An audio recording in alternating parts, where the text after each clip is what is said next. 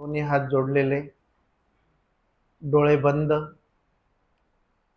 स्वामी श्री चक्रधर प्रभूंची श्रीमूर्ती हृदयगाम्य करीत प्रार्थनेने आजच्या आपण सत्राची सुरुवात करतो आहोत.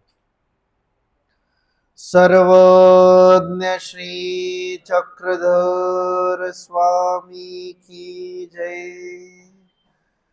जय श्री चक्रधरा स्वामी चक्रधरा.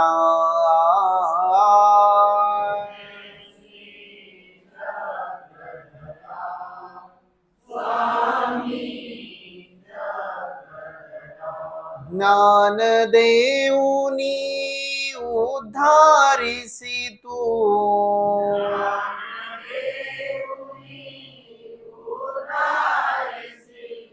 सकल जीवांचा हितकारक तू.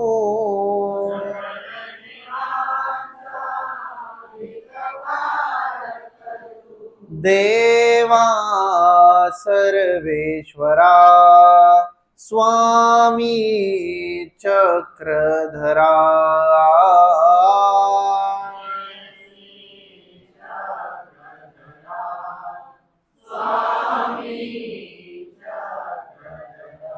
तू शक्तीचा मालक असता,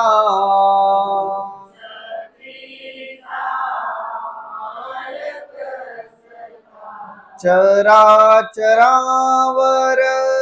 तुझीच सत्ता.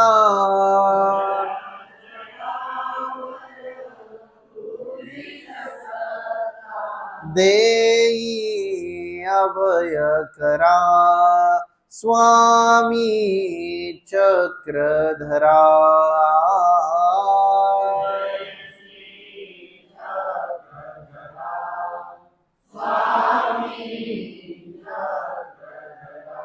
लीळांचे चिंतन घडावे,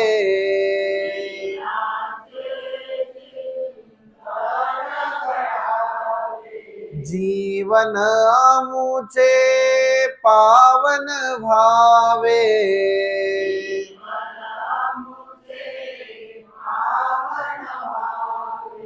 पुलकित भावी धरा स्वामी चक्रधरा.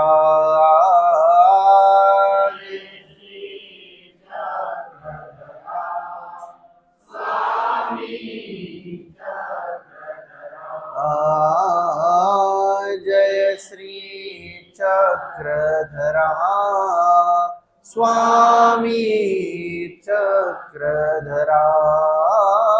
स्वामी चक्रधरा. सर्वज्ञ श्री चक्रधर स्वामी की दंडवत हो.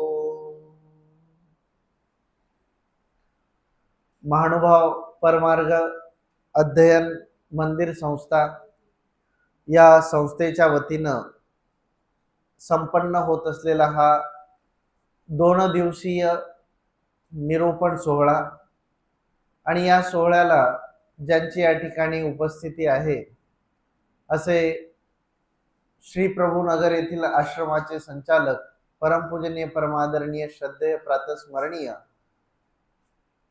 श्री बाबाजी या ठिकाणी उपस्थित आहेत. बाबांना दंडवत करतो. त्याचप्रमाणे विशेषत्वाने ज्यांची या ठिकाणी उपस्थिती आहे असे परमपूजनीय परमादरणीय श्रद्धेय ईशाधिष्ठी श्री आबा दादा कपाटे दादाही या ठिकाणी उपस्थित आहेत. त्याचप्रमाणे परमपूजनीय परमादरणीय श्रद्धेय केशराज दादाजी, परमपूजनीय परमादरणीय श्रद्धेय प्रसन्नमुनी दादाजी, परमेश्वरपुरावरून माहेर जे आश्रमाचे संचालक आहेत म्हणजे माहेर आणि ते माहेर या ठिकाणी परमेश्वरपुरीचे कापडिये म्हणून उपस्थित असलेले पूजनीय श्री दादाजी, उपस्थित सर्व अच्युत गोत्रीय बंधू आणि भगिनींनो, आपण सकाळच्या सत्रामध्ये श्री चक्रपाणी प्रभू बाबांच्या संबंधाने अवताराचा संदर्भ ऐकलेला होता, त्यामध्ये असलेले पाठभेद आपण श्रवण केलेले होते. त्यासोबतच श्री चक्रपाणी राऊळांचा विवाह कशा पद्धतीनं संपन्न झाला आणि राणीचं नाव काय होतं, त्या विवाहाला श्री दत्तात्रय प्रभू बाबांनी कशी भेट दिली आणि तिथे द्वय अवतारांची भेट कशा पद्धतीनं झाली इत्यादी सर्व संदर्भ आपण सकाळच्या सत्रामध्ये अभ्यासलेले होते. फलटणच्या चरित्रामध्ये जसं आपण एक चरित्र पाहिलं की माणिकेश्वरी पूजा बांधणे, म्हणजे श्री ब्रह्मविद्या संशोधन आणि संपादन या संस्थेच्या वतीने प्रकाशित झालेलं जे चक्रपाणी चरित्र आहे, याच्यामध्ये एकूण 3 टप्पे करण्यात आलेत. त्यातला पहिला टप्पा म्हणजे श्री चक्रपाणी चरित्राचा पिढीपाठ, की ज्या पिढीपाठाच्या एकूण ज्या लीळा आहेत त्या 21 लीळा दाखवलेल्या आहेत. त्यानंतर फलेठान चरित्रे नावाचा हा दुसरा टप्पा, ज्याच्यामध्ये एकूण 37 लीळांचा अंतर्भाव आहे. आणि तिसरा टप्पा म्हणजे वाइंदेशकर पाठ, जे सकाळी जे चरित्र आपण काही पाहिले ते वाइंदेशकर पाठाच्या संबंधाने असलेले चरित्र पाहिले. या 3ही टप्प्यांचा विचार करू जाता पिढी पाठामध्ये फलटणच्या चरित्राच्या संदर्भात फक्त एकच लीळा आढळते, की पहिल्या लीळेमध्ये श्री चक्रपाणी बाबांचा अवतार कसा झाला, मग माता पिते अप्रोक्ष झाली आणि श्राद्धाचा प्रसंग उपस्थित झाला. पहिल्या लीळेतच अगदी तो संदर्भ येऊन जातो. बाकी लीळा कुठल्या पिढी पाठात नाही. त्या पलीकडे जाऊन वाइंदेशकर पाठ जेव्हा आपण पाहतो त्याच्यात काही लीळेचा अंतर्भाव आहे, परंतु एक 4-5 लीळा सोडता चक्रपाणी चरित्राच्या फलटणच्या ज्या काही लीळा आहेत त्या लीळा त्या व्यतिरिक्तच्या काही येत नाहीत. परंतु फलेठान चरित्र या टप्प्यामध्ये मात्र फलटणच्या जवळपास बऱ्याच लीळाचा अंतर्भाव येऊन जातो. या फलेठानी चरित्रामध्ये जे फलटणचं महात्म्य आहे ते फलटणचं महात्म्य ते सुद्धा त्यामध्ये येऊन गेलेलं आहे.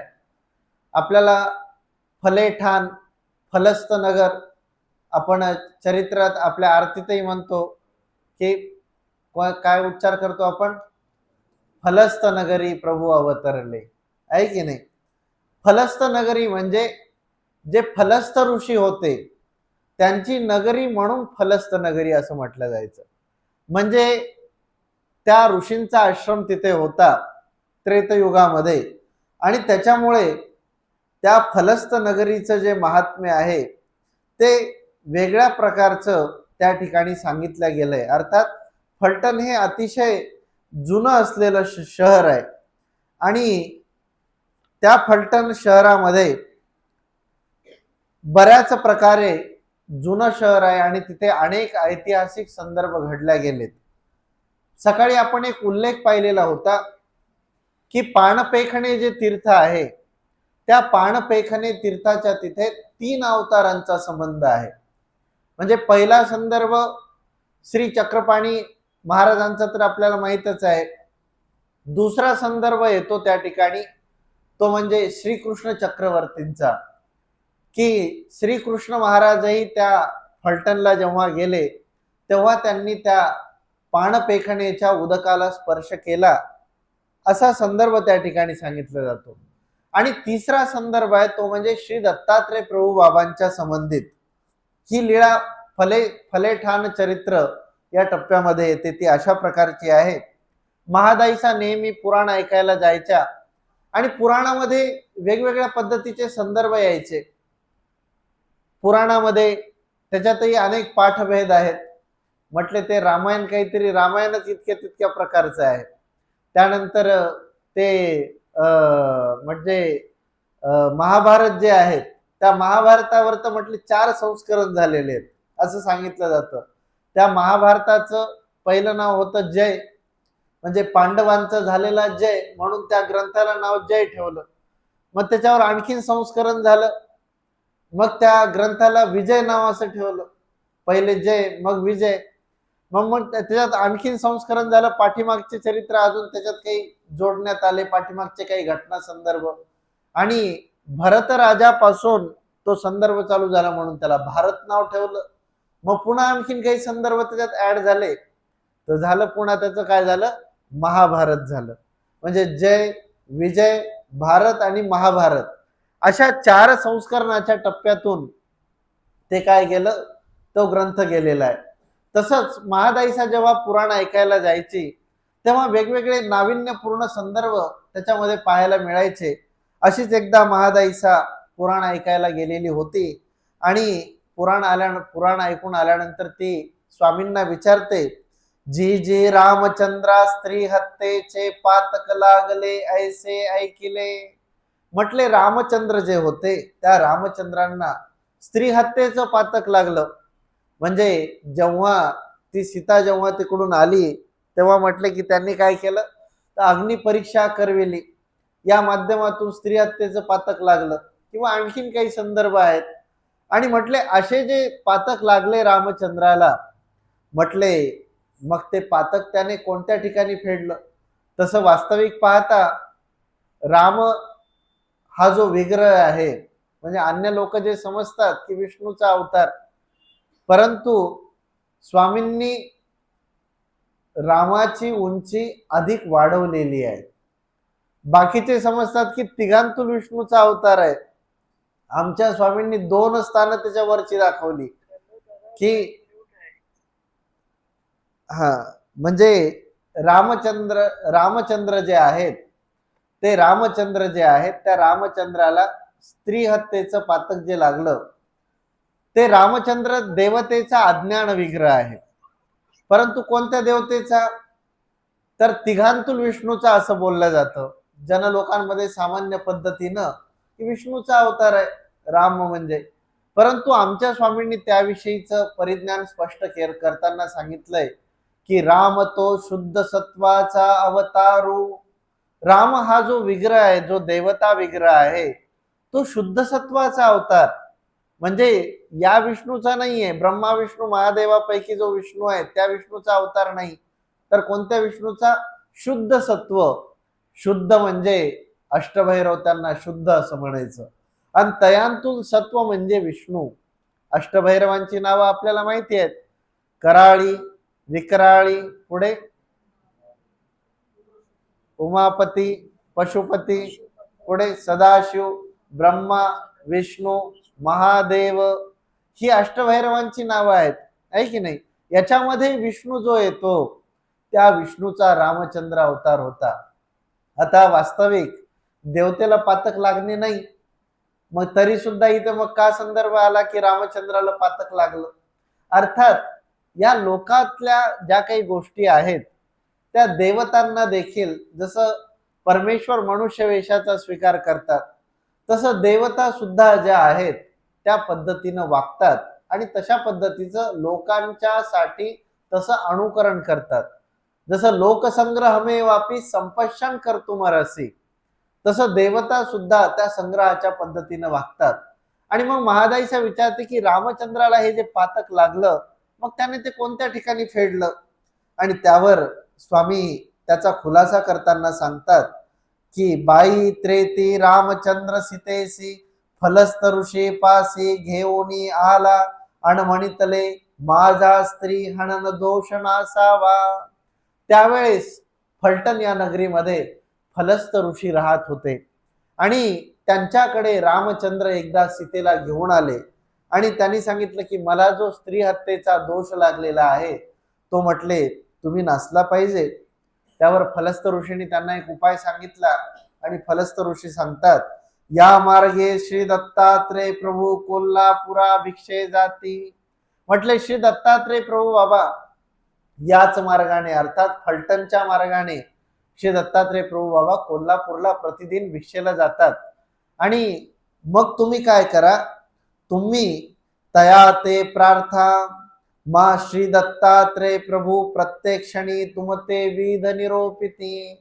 म्हटले त्या मार्गाने श्री दत्तात्रय प्रभू जात असताना श्री दत्तात्रय प्रभू बाबांना तुम्ही आड पडा, विनंती करा आणि प्रार्थना करा की माझा जो हा स्त्री हत्येचा दोष लागलेला आहे तो नासा. कारण देवता सुद्धा कर्म जे आहेत ते कर्म लेप चैतन्याचे नी लागे ना पुसे ना ईश्वरीचे नी लागत असे पुसत असे. लेप जो आहे कर्माचा तो देवता लावूही शकत नाही आणि पुसूही शकत नाही. त्या देवतेला कुठल्याही पद्धतीचा अधिकार नाहीये त्या प्रक्रियेतला.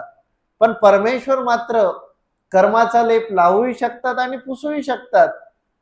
तो परमेश्वरच एक समर्थ आहे. आणि म्हणून त्यांनी सांगितलं की तुम्ही काय करा, श्री दत्तात्रय प्रभू बाबांना विनंती करा. आणि मग दुसरे दे श्री दत्तात्रय प्रभू प्रगटोनी म्हणितले ऋषी तुम्ही का आव्हानिले. आणि मग त्या रामाने कदाचित विनंती केली असणार की माझं काय ऐकतील दत्तात्रय प्रभू, तुम्हीच दत्तात्रय प्रभू बाबांना विनंती करा. आणि मग फलस्त ऋषीने श्री दत्तात्रय प्रभू बाबांची आराधना केली. दुसऱ्या दिवशी श्री दत्तात्रय प्रभू त्या ठिकाणी उपस्थित झाले, प्रगट झाले. आणि मग त्यांना विचारलं की ऋषी हो, म्हटले तुम्ही मला का बरं आव्हान दिलं, तुम्ही मला इथे का बरं पाचारण केलेलं आहे. त्यावर फलस्त ऋषी म्हणते झाले, म्हटले जी जी रामचंद्रा स्त्री हत्येचे पातक लागले. म्हटले हा रामचंद्र या ठिकाणी आलेले आहेत आणि यांना स्त्री हत्येचं पातक लागलेलं आहे आणि त्यांची अशी इच्छा आहे की हे पातकापासून त्यांची सुटका व्हावी, ते विमुक्त व्हावेत. आणि मग त्यावर श्री दत्तात्रय प्रभू बाबांना त्यांनी ते विनंती केली की ते फेडावे, जी त्यांचं लागलेलं पाप ते आपण क्षय करावं. आणि मग श्री दत्तात्रय प्रभू ही प्रसन्न मनोधर्माने त्यांना विधी सांगते झाले, जे येत बाण मारोनी पाताळ उदक काढिजे. म्हणजे श्री दत्तात्रय प्रभू बाबांनी त्यांना विधी सांगितला की हे जे ठिकाण आहे, म्हणजे जिथे आपण आता पाणपेखणे म्हणतो, त्या तिथे रामचंद्राने बाण मारला आणि ते पाताळातून काढलेलं उदक आहे. आज सुद्धा तुम्ही जर कधी पाहाल तर त्या ठिकाणी नेहमी करता पाणी असतं, तिथलं पाणी कधी आटत नाही आणि नेहमी करता त्या ठिकाणी पाणी असतं, तिथलं तीर्थ घेतलं जातं. त्याचेही अनेक पद्धतीचे संदर्भ आहेत. आणि मग तसं सांगितल्यानंतर तो विधी सांगितला आणि त्याने काय केलं, मग रामाने बाण काढला, त्या ठिकाणी पाताळामध्ये मारला आणि गंगा उदक काढिले. जे गंगेचं उदक होतं, म्हटले ते गंगेचं उदक तिथे काढलं. वरुते आऊट हात उसळले. ते जे उदक आहे पाणी, ते पाणी जसं एखादा झरा फुटावा तशा पद्धतीनं ते उदक वर निघालं. आणि नुसतं पाणी नाही निघालं तर त्या पाण्यावर नृत्य करत देवता त्या ठिकाणी निघाल्या. सरिसिया देवता पेखणे करीत आल्या. त्या पाण्यातून देवता ज्या आहेत, अर्थात त्या आता कोणत्या देवता म्हणायच्या, ह्या ज्या पाण्यावर चालत आल्या, चिंतनाचा विषय आहे. आणि त्या देवता नाचत आल्या, अर्थात कर्मभूमीच्या वगैरे अशा साधारणच म्हणायला हरकत नाही. कारण कर्मभूमीच्या देवता जळी विहिरी राऊळगणी असं म्हटलेलंच आहे. आणि त्याच्यामुळे त्या देवता त्या ठिकाणी पेखणे म्हणजे नृत्य करत त्या पाण्यावर त्या ठिकाणी आल्या. मग जळ स्थिरावले. मग ते जळ होतं, जे पाणी होतं ते स्थिरावलं. त्या ठिकाणी सगळं पाण्याचं कुंड तयार झालं. श्री दत्तात्रय प्रभू तेथ चरण प्रक्षाळिले. श्री दत्तात्रय प्रभू बाबांनी त्या ठिकाणी आपले श्री चरण प्रक्षाळन केले आणि सर्व तीर्थ केले. सर्व तीर्थ त्या ठिकाणी तयार झालं. आपल्याला आणखीन एक सर्व तीर्थ माहिती आहे, कुठे? माहूरला सर्व तीर्थ. तिथे कोणी बाण मारला होता? परशुरामाने. त्या ठिकाणी परशुरामाने बाण मारला आणि फलटणला रामाने बाण मारला. तेही सर्व तीर्थ झालं आणि हेही सर्व तीर्थ झालं. अशा पद्धतीनं ते सर्व तीर्थ श्री दत्तात्रय प्रभू बाबांचे श्री चरण लागले आणि ते पाणी जे आहे ते सर्व तीर्थ म्हणून तयार झालं. आणि मग रामचंद्रा स्नान करविले. श्री दत्तात्रय प्रभू बाबांनी रामचंद्राला आज्ञा केली की तुम्ही आता या ठिकाणी स्नान करा आणि तुमचं जे पातक आहे ते पातक दूर होईल. आणि मग त्याने स्नान तर केलंच, पण ते श्री दत्तात्रय प्रभू बाबांचं प्रत्यक्ष श्री चरणोदक त्याने आपल्या पोटामध्ये उदरी घेतले.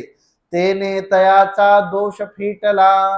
म्हणजे अशा प्रकारे त्या रामचंद्राचा जो दोष होता, जे स्त्री हत्येचं पातक होतं, ते त्या ठिकाणी दूर झालं.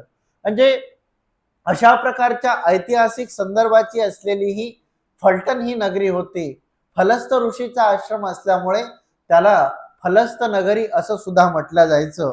आणि याच पाण फेकण्याच्या ठिकाणी दुसऱ्या अवताराचा संदर्भ म्हणजे दत्तात्रय प्रभू बाबांचा संदर्भ आला, परंतु जे पंचकृष्णापैकी जे पहिले कृष्ण आहेत, जे श्रीकृष्ण चक्रवर्ती, त्यांचा सुद्धा गमनाचा प्रसंग तो सुद्धा आला. आणि स्वामी त्याच प्रसंगानुसार तो प्रसंग सांगतायत की द्वापरा माझी कौरवा निमित्त पांडव अज्ञातवासा कारणे विराट नगरी विराटा सदनी राहिले.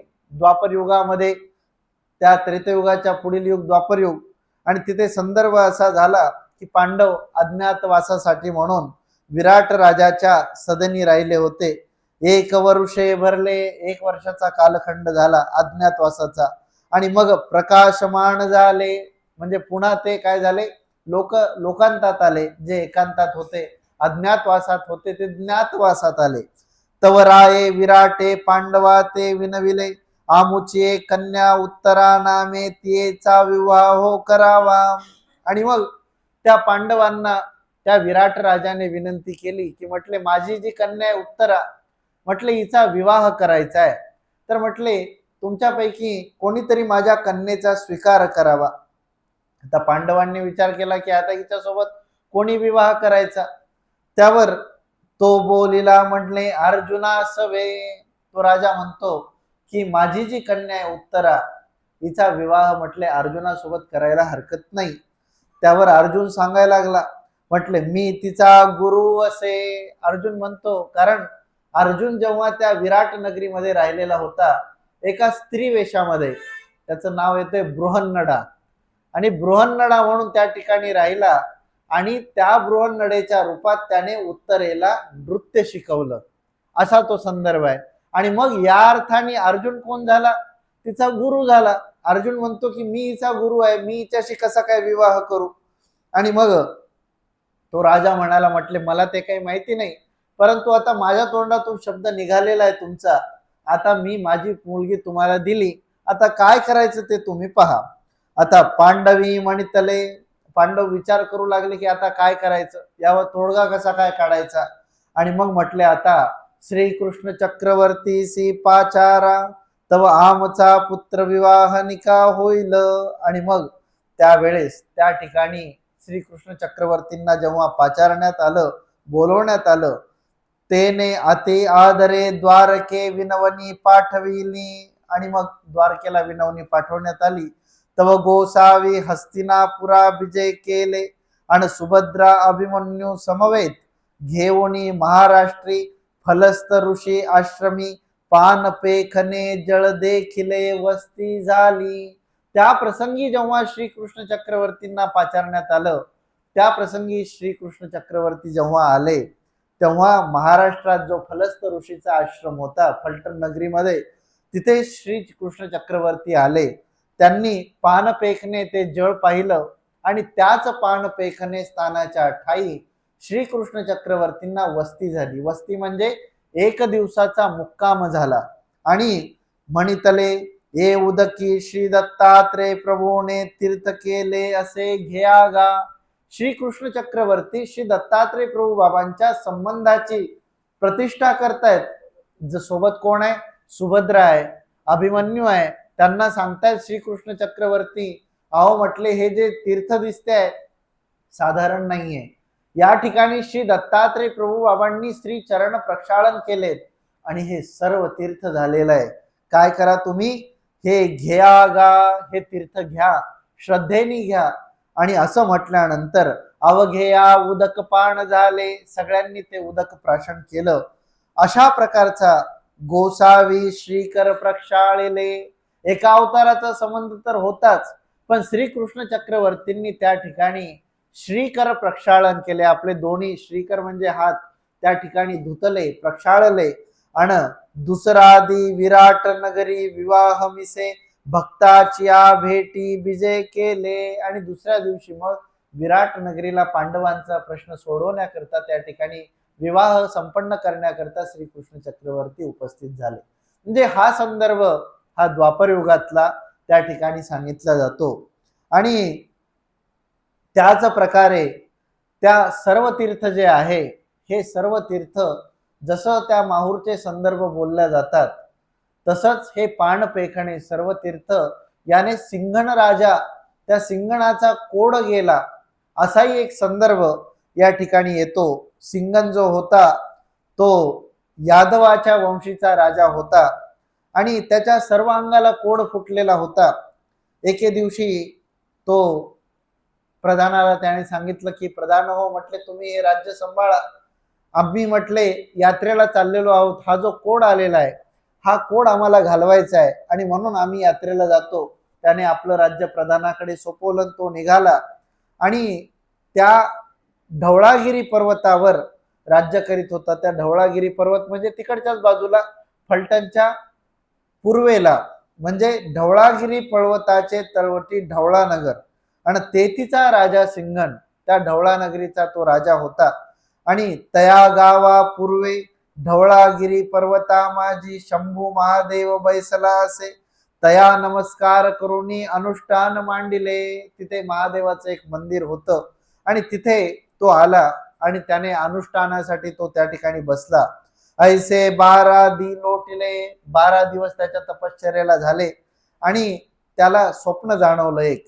त्या स्वप्नामध्ये असं दिसलं, आमुचे पासून पश्चिम देशी दो गावाचे निमाने वन असे. त्याला सांगितलं स्वप्नामध्ये की इथपासून पश्चिम देशाला 2 गावाच्या मानाने, अर्थात एक विशिष्ट परिमाण आहे त्याचंही, 2 गावं, जसं आपल्याला त्या रिद्धपूर चरित्रात संदर्भ पाहायला मिळतो, दिडा गाव वाचे निमाने, तशा पद्धतीने इथं 2 गाव वाचे निमाने वन आहे आणि त्या वना माझी ऋषी आश्रम असे, तेथ जा मनोकामना पूर्ण होईल, कोड जाईल, असं त्याला स्वप्नामध्ये दृष्टांत झाला आणि तो त्याच ठिकाणी आला. कुठे? जिथे पाणपेखणे होतं त्या ठिकाणी त्याने आपले सगळे पाईक पाठवले आणि तिथे त्या नेमक्या ऋषी आश्रमाच्या तिथे आल्यानंतर त्याने तिथे एक मठ पाहिला. तो मठ चौखनाचा पूर्वाभिमुख मठ देखिला, असा उल्लेख या ठिकाणी आहे. आणि मग तिथलं त्याने त्या सेवकांनी पाणी भरलं आणि राजाला नेऊन दिलं आणि राजाने ते पाणी घेतलं, त्याला ते पाणी अमृतासम वाटलं. दुसऱ्या दिवशी त्याने त्या पाण्याने स्नान केलं आणि रोग दुरावला, त्याचा जो कोड होता तो कोड नष्ट झाला. असिकेया जन्माचे पातक फिटले, नुसता रोग नाही गेला, चरित्रकार संदर्भ स्पष्ट करतायत, असिकेया जन्माचे, उभ्या आयुष्यात जे काही पाप केलेले होते ते पाप त्या पाणी पिल्याने त्याचे ते पातक फिटले आणि त्याला संतोष वाटला. मग ते तवतेने तेथ पूर्वाभिमुख चौकनी मडा जोडून भूमी माझी चारी पटिशाळा वाडा आकारे पूर्वाभिमुख बांधिला. आता जी आपल्याला पटिशाळ दिसते त्या ठिकाणी असलेली, ही त्या राजाने बांधल्याचा संदर्भ बोलला जातो. आणि एवढंच नाही तर तो मंडप जो आहे त्या ठिकाणी वरुते पेखने चौफळा बांधिला. आता आपल्याला ते दिसतं की वर काय स्लॅब असा घातल्यासारखं दिसतंय, खाली खांब आहेत, बरंच जुनं बांधकाम आहे ते आणि तिथली जी काही संरचना आहे ती सुद्धा फार जुनी आहे, अत्यंत जुनी. आणि त्या सिंघण राजाने त्या ठिकाणी हे महातीर्थ आहे असा त्याचा उद्घोष केला आणि चौखना मडा माझी रामकृष्ण मूर्ती प्रतिष्ठिली आणि श्रावण मासी कथा कीर्तने उत्सव राये सिंगने करू आदरिले तैलागुणी महातीर्थ म्हणती. आधीच ते सर्व तीर्थ होतं परंतु त्याला महातीर्थ म्हणून घोषित करण्यात आलं. एवढंच नाही, आज सुद्धा तुम्ही तिथे गेलात, तिथे एक ड्रम भरून ठेवलेला असतो. आजही तिथे गेलं की ते तिथलं तीर्थ आज श्रद्धापूर्वक घेतल्या जातं आणि त्या तीर्थाने अनेकांचे रोग बऱ्या झाल्याचा संदर्भ आज सुद्धा आम्हाला पाहायला मिळतो. की तिथे श्री चक्रपाणी महाराजांच्या अवस्थानाने म्हणा किंवा तीनही अवतारांचा संबंध म्हणा, आजही तिथलं जे काही उजरंब आहे त्या स्थानाचा आजही तो जाज्वल्यमान आहे, प्रकाशमान आहे. आजही तिथे दुःख हरल्या जातात. अशा पद्धतीचं ऐतिहासिक महत्व असलेलं हे फलटण शहर आणि या शहरामध्ये श्री चक्रपाणी राऊळांचं अवतरण झालं. आपण सकाळी पाहिले होते संदर्भ की नामकरण कशा पद्धतीनं झाले. आणि त्या तिथे श्री चक्रपाणी रावळांच्या बालपणीच्या ज्या काही क्रीडा आहेत त्या क्रीडेपैकी सकाळी आपण एक सर्प श्रीकरी गोंजारणे हा एक संदर्भ पाहिलेला होता. त्यासोबतच तिथे आणखीन एक अशाच पद्धतीची एक लीळेचा संदर्भ आढळतो. कुजांत्र कर्म निरसनी माता सतीत्व भाव निदर्शन. म्हणजे माता म्हणजे जी माता रंभाईसा आहे ती सतीत्व म्हणजे ती थोर अशा प्रकारची सती आहे, महासती आहे, अशा प्रकारचं निदर्शन दाखवणे. एक वेळ प्रसंग असा झाला की त्या फलटणला एक कुंभार राहत होता. त्या कुंभार तो घागरी मडके तयार करायचा आणि ते भांडे घडवायचा. पूर्वीच्या काळी मातीचेच भांडे असायचे, आता मातीचे किंवा धातूचे. आता त्याच्यात वाढ झालेली आपल्याला पाहायला मिळते. आणि तो माती घडवायचा, त्या ठिकाणी भांडे तयार करायचा. परंतु काय झालं कुणास ठाऊक, त्याचे भांडे काही ना काही कारणाने कुठे ना कुठे छिद्र तयार व्हायचं आणि ते भांडे गळू लागायचे. मडकं केलं तर त्या मडक्यातलं पाणी गळायचं, भांड तयार केलं तर त्याच्यात स्वयंपाक व्हायचा, तो काही व्यवस्थित व्हायचा नाही. आणि जे काही भांडे तयार केले ते सप्रयोजक नव्हेती, ते भांडे उपयोगाला न जाणारे असे ते भांडे तयार होऊ लागले. त्या कुंभारालाही समजेना की असं कसं काय झालं. आणि त्या कुंभाराचंच नाही तर चरित्रकार सांगतात की सगळ्याच कुंभाराचं असं झालं. त्या कुंभार टेकाच्या आळीमध्ये सगळेच कुंभार जवळजवळ त्रासून गेले. उदक पात्र न लभे आणि पाक पात्रे ही न मिळती. पाणी पियायचंही भांड भेटना आणि स्वयंपाक तयार करायलाही भांड नाही. मग आता काय करायचं, सगळे लोक पिडून गेले. आणि मग लोकांच्या लक्षात आलं की कवणी कुजांत्र केले. कोणीतरी काय केलेलं आहे, कुजांत्र केलं. कुजांत्र म्हणजे जादूटोना केलेला आहे. आणि त्याच्यामुळे हे काय झालेलं आहे, अशा प्रकारचं अरिष्ट गावावर आलेलं आहे की कुठल्याच प्रकारचं हे तयार होत नाहीये. आणि कुणी काय म्हणू लागलं, कुणी काहीतरी सांगू लागलं आणि लोक आपापसामध्ये चर्चा करू लागले. कुजांत्र केलं तर कोणी केलं असेल, काय झालं असेल. आपुलिये नगरी गौड देशीचा ब्राह्मण तर नव्हे. म्हटले आपल्या देशात गौड देशीचा, गौड शब्द ऐकलाय का? हा, गौड शब्दाला आणखीन एक शब्द जोडून आजही वापरला जातो. हा हा, बरोबर, आबादादांनी सांगितलं बरोबर. गौड बंगाल माहिती आहे का तुम्हाला शब्द गौड बंगाल? काय गौड बंगाल आहे माहिती नाही, त्यांच्यात काय चाललं ते. गौड बंगाल म्हणजे काहीतरी आतमध्ये त्यांच्यात काहीतरी गडबड झालेली आहे. अर्थात गौड केले म्हणजे काहीतरी कुजांत्र केलं, त्याचसोबत शब्द बंगाल जोडून येतो. आज सुद्धा अशा प्रकारच्या ज्या काही विद्या आहेत कुजांत्राच्या, त्या ते बंगाल का काला जादू तुम्हाला ऐकलं असेल तुम्ही, आहे की नाही? ते महाराष्ट्राचा काला जादू किंवा मध्य प्रदेश का काला जादू नाही म्हणत, ते बंगाल का काला जादू. म्हणजे आज सुद्धा ते तिकडं आहे. तर त्या देशाचं नाव गौड असं होतं. आणि त्या देशाचा एक ब्राह्मण त्या फलटणला होता.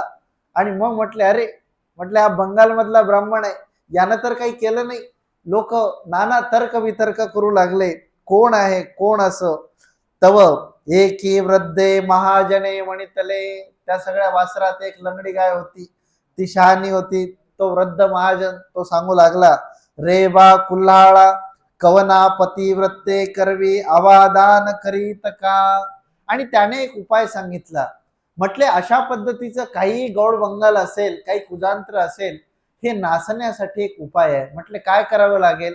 म्हटले कोणीतरी पतिव्रता स्त्री शोधावी लागेल आणि त्या स्त्रीच्या हाताने काय करावं लागेल, हा आवा दान करावा लागेल. आवा म्हणजे तो जो कुंभाराचा आवा आहे त्याने तयार केलेले सगळे जे काही मडके वगैरे भांडे हे दान करावं लागतील.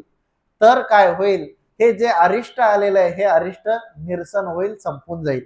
आणि मग ठरलं की मग म्हटले की ठीक आहे, त्या कुंभाराने त्यांनी ठरवलं की ठीक आहे आपण असं करूयात, आवादान करूयात. पण म्हटले पतिव्रते करवी आवादान करवायचं आहे, पण आता पतिव्रता कुठून आणायची? कारण स्वामींचं सूत्रच आहे कलियोगी पुढे पतिव्रता हा धर्म सांगता येईल का पुढे? हा, न वर्ते, आहे की नाही? तसा वास्तविक पतिव्रता अर्थात मानसिके सुद्धा जिचा कुठे पतिव्रत भंग झालेला नाही, अशी स्त्री जी मानसिकेही कुठे व्यभिचरलेली नाहीये, मानसिके, अशा स्त्रीला आता कुठं शोधायचं आणि काय करायचं? म्हटले ते तुम्हीची करा, मी करुणी ठेवीन. त्या कुंभाराने सांगितलं की मी मडके तयार करून ठेवतो, पण ती पतिव्रता स्त्री शोधायचं काम आणि तिच्या हस्ते दान कोणाला करायचं, कसं करायचं, याचं सगळं व्यवस्थापन म्हटले तुम्हीच पहा. आणि मग आली सगळी जबाबदारी त्यांच्याकडे. आणि मग तव महाजनी जनक नायकाची धाकुटी भार्या सती रंभाईसा ते अग्रगण्य केले. आणि मग जनकाईसांना ज्या दोन पत्न्या होत्या, एक जनक नायकांना पैकी एक जनकाईसा आणि दुसरी रंभाईसा, तर त्यापैकी जी धाकुटी आहे, जी रंभाईसा, तिला त्या ठिकाणी प्रमुख करण्यात आलं. आणि तेही चक्रपाणी रावळाकडे वाहुनी नेले. चक्रपाणी राऊळ त्यावेळेस बाल्यावस्थेत आहेत आणि रंभाईसाच्या वाड्यामध्ये अवस्थान असताना रंभाईसानं श्री चक्रपाणी रावळांना आपल्या कडेवर घेतलेला आहे आणि कडेवर घेऊन चक्रपाणी रावळांना रंभाईसा त्या ठिकाणी जाते आहे. चक्रपाणी रावळी आपणची वस्त्राच्छादित अवयवावरोनी फिरोनी स्पर्शिला आणि आवानिका केला. अर्थात जसं आपल्याला त्या श्री दत्तात्रय प्रभू बाबांच्या लीळेत माहिती आहे की काय झालं, श्री दत्तात्रय प्रभू बाबांनी काय केलं, त्या तिन्ही देवांच्या डोक्यावर म्हटले श्रीकर ठेवला, तिन्ही देव बालक झाले आणि नाव कोणाचं झालं सती म्हणून, अनसुयेचं नाव झालं. तशा पद्धतीनं इथं काय झालं, श्री चक्रपाणी रावळांनी क्रीडा केली आणि रंभाईसे लोक रूढीस्तव कुंकू हरदारा क्षदा घातली आणि अनुज्ञा दिदली, त्यांना अनुज्ञा दिदली. आणि आवाज जो होता तो जो संपूर्ण त्या कुंभाराची भट्टी जी विस्कटलेली होती, त्यामध्ये जे तयार होत नव्हते मडके, उदक पात्र, अन्न पात्र, ती आता तयार होऊ लागली. आणि तव जया जे प्रयोजक ते घेतले. आता तो सगळा आवा लुटवायचाच होता. श्री प्रभू चरित्रातही आपल्याला संदर्भ पाहायला मिळतो की श्री प्रभू बाबांनी प्रत्येकाला एक एक मडकं द्यायचं, आवा लुटवणे, आहे की नाही, प्रत्येकाला एक एक मडकं द्यायचं, अशा पद्धतीचा म्हणजे हा त्यावेळेस प्रघात होता. आणि मग ज्याला जे जे वस्तू लागते आहे, कोणाला उदक पात्र, कोणाला अन्न पात्र, त्याने त्या त्या वस्तू घेतल्या, तैला गुणी दोष निवर्तला. तेव्हापासून तो जो दोष होता तो दोष त्या ठिकाणी निवर्तला, दूर झाला आणि बरवा आवा निघू लागला. चांगल्या पद्धतीचं त्या ठिकाणी मडके भांडे तयार होऊ लागले. लोक आनंदले रंभाईसाचे सतीत्व प्रगटिये केले. लोकांना आनंद झाला आणि रंभाईसाचं जे सतीत्व आहे ते सगळ्या लोकांमध्ये मान्य झालं की रंभाईसा ज्या आहेत त्या महासती आहेत. अशा पद्धतीनं आपुले सामर्थ्य दाविले. सर्व लोकांमध्ये श्री चक्रपाणी रावळांनी आपलं सामर्थ्य दाखवलं. एकूणच बाल्य अवस्थेपासून श्री चक्रपाणी रावळांनी विज्ञान शक्तीचे कार्य असतील ते सुद्धा त्या ठिकाणी प्रकट केलेले आहेत. सकाळी एक विषय झाला आमचा की परमेश्वर अवताराची विलक्षणता आणि विलक्षण अवतार यामध्ये फरक आहे. कोणीतरी असं सांगितलं म्हणे की नाही, परमेश्वर अवतारच विलक्षण असतात, असं नाहीये. विलक्षण अवतार वेगळा भाग आणि एखाद्या अवताराची विलक्षणता हा एक वेगळा भाग. तसं श्री चक्रपाणी रावळांनी शक्ती स्वीकारानंतर आवर स्वीकार केलं, परंतु सामान्य पद्धतीनं पाहू जाता पर असो किंवा आवर असो, शक्ती स्वीकारानंतर काही असेल, पण प्रत्येक अवताराने विज्ञान शक्तीचे काही ना काही कार्य केल्याचं आपल्याला पाहायला मिळतं. ही प्रत्येकच अवताराची तशी विशेषता म्हणायला हरकत नाही. अर्थात ही व्यवस्थाच आहे. परमेश्वराचा सकळही व्यापार शक्तीद्वारक, त्या शक्तीचा स्वीकार ईश्वरी आहेच आहे, नेहमीसाठीच आहे. विज्ञान तर बाळत्व लागून त्याला काही गरजच नाही, स्वीकाराची काही त्याला आवश्यकताच नाही. जसा अवतार आहे तसं सामान्य प्रकारचे सिद्धी चमत्कार याचे कार्य दाखवणं हे प्रत्येक अवतारी याचे कार्य वर्तताना आपल्याला दिसतात. तशाच पद्धतीची आणखी एक लीळा आहे, ती म्हणजे सर्पमृत्यू जीववणे. त्या रंभाईसाच्या आवाराच्या जवळच कुणी एक बाईल होती आणि तिने एकदा ती श्री चक्रपाणी रावळांकडे आली आणि तिने विनंती केली, म्हटले जीजी, म्हटले कुवारी सेनी लाविता सापे खादली असे जी, म्हणजे ती जी कुणी एक तिच्या म्हणजे कन्या, तिला काय झालं, साप चावला आणि ती मृतप्राय झालेली आहे. आणि श्री चक्रपाणी रावळी तिचे गृही विजय केले, कृपादृष्टी अवलोकिले, माथा श्री करू ठेविला. त्याच्या श्री चक्रपाणी राऊळ प्रत्यक्ष तिथे जात आहेत, त्या ठिकाणी कृपादृष्टीने अवलोकन केलेलं आहे. तिच्या माथ्यावर श्रीकर श्री चक्रपाणी राऊळाने ठेवला आणि विख उतर ऐसे म्हणितले, ऐसा नाभी कारू दिधला. श्री चक्रपाणी राऊळांनी अवलोकन केलं आणि ते जे विष होतं ते विष निर्विष झालं आणि मग विजय केले, तिचे घर सुखी केले. अशा प्रकारे सामर्थ्य दाखविले. म्हणजे फलटणला सुद्धा बऱ्याच लीळेचे संदर्भ आपल्याला त्या ठिकाणी पाहायला मिळतात. श्री चक्रपाणी राऊळांच्या संदर्भाने म्हणजे अशा सामर्थ्यवाचकच लीळा आल्यात असं नाही, तर श्री चक्रपाणी राऊळांच्या संबंधाने एक महत्वाची लीळा आढळते, ती म्हणजे अशाच प्रकारच्या काही लीळेच्या संदर्भात शास्त्र निरूपण पानपेखणेच्या संदर्भामध्ये आपल्याला आजही दिसेल की तिथे एक ओटा आहे, 2 स्तंभाच्या मध्ये एक ओटा आहे, तिथे श्री चक्रपाणी राऊळांचं आसन व्हायचं आणि त्या ठिकाणी जनकाईसा ज्या आहेत त्या जनकाईसा श्री चक्रपाणी राऊळांना विचारायच्या की जीजी, आज केवते विजय करणे असे, आज केवते जावे असे. आणि मग श्री चक्रपाणी राऊळ सांगायचे की पान पेखना रामकृष्ण मठी जातू असे, तेथ लोक यावयाची मार्ग प्रतीक्षा करीत असे. तिथे लोक जमा व्हायचे आणि श्री चक्रपाणी राऊळांची वाट पाहायचे की चक्रपाणी राऊळ येतील आणि आम्हाला काही शास्त्र निरूपण करतील. आणि मग श्री चक्रपाणी राऊळ तिथे विजय करायचे. विजय केल्याबरोबर जे महाजन उपस्थित झालेत, जे जमा झालेत, ते सर्व लोक उठून उभे राहायचे आणि दंडवते घालिती श्री चरणा लागती, दोही खांबामध्ये ओटा तयावर पद्मासन होय.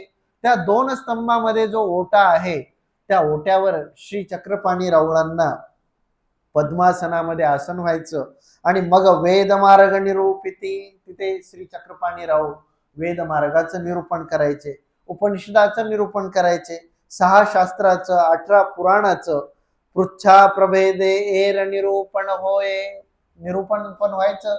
कोणाचे काही प्रश्न असतील त्या प्रश्नांचे सुद्धा उत्तर श्री चक्रपाणी राऊळ त्या ठिकाणी देत असत. अशा प्रकारे या परी यथार्थ चर्चा होय, त्या ठिकाणी शास्त्रार्थ व्हायचा. तैसेची एकुदी क्षेपणिक वेद मार्ग उच्छेदू मांडिला. म्हणजे क्षेपणिक जे आहेत त्या क्षेपणिकांनी वेदांचं, क्षेपणिक म्हणजे जे जैन आहेत त्यांनी वेदांचं उच्चाटन करण्याचाही प्रसंग त्या कालखंडात झालेला आढळतो. आणि मग ते काही तिथले महाजन आले आणि त्यांनी सांगितलं की क्षेपणिक वेदांचं उच्चादन करतायत. त्यावर श्री चक्रपाणी राऊळे क्षेपणिका ते सामर्थ्य संवादे खंडोनी निरुत्तर केले. श्री चक्रपाणी राऊळांनी त्या क्षेपणिकांसोबत शास्त्र संवाद सुद्धा केला आणि त्यांना काय केलं, निरुत्तर केलं. जयतपत्र घेतले. जयतपत्र घेतलं म्हणजे प्रमाणपत्र की आम्ही यामध्ये वादविवादात जिंकलो, अशा प्रकारचं प्रमाणपत्र सुद्धा त्या ठिकाणी घेतल्याचा संदर्भ या ठिकाणी पाहायला मिळतो. एवमच त्या ठिकाणी लोकांमध्ये जे काही वेदमार्ग प्रतिष्ठित झालेले होते, श्रीकृष्ण चक्रवर्ती गीतेमध्ये असं सांगतात की न बुद्धिभेदम जनयेत अज्ञानाम कर्मसंगीनाम. जे कर्मसंगीन आहेत की जे कर्मामध्ये आसक्त आहेत की शक्यतो त्यांचा बुद्धिभेद करू नये.